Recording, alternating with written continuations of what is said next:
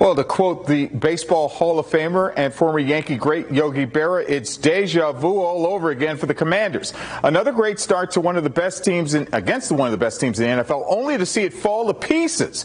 13 Sports anchor Julia Haskins picks it up from here.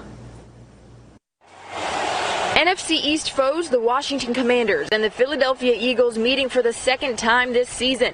The first time around, Washington nearly upset the reigning NFC champs. Second time around, it was trending in that direction again. The Commanders' offense looking as sharp and confident as ever. Sam Howell finds Terry McLaurin for an early 7-0 lead in the first quarter.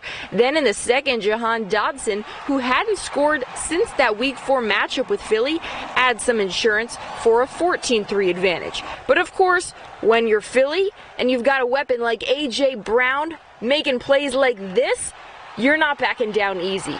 Brown with the Eagles' first touchdown of the game right before the half, but still Washington with a 17-10 lead at the break. Coincidentally, that was the same halftime score as that Week 4 game when the Commanders let the Eagles take over in the third.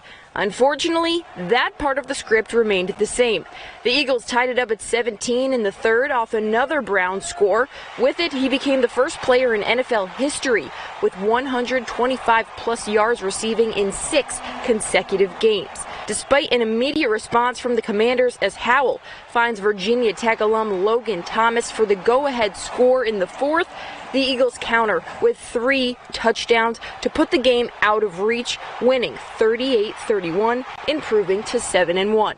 If anything, this game gives us more motivation just because we know we're so close. That team went to the Super Bowl last year.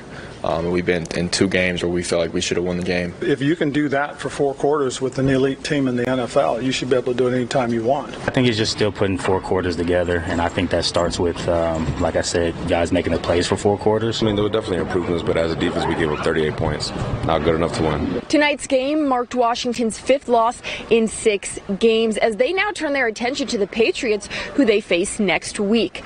Until then, though, on Tuesday, the NFL trade deadline, where Ron Rivera and his staff will have to either decide to focus on the future and proceed with trading players or remain with their current roster with hopes to make a playoff berth. In Landover, Julia Haskins, 13 Sports.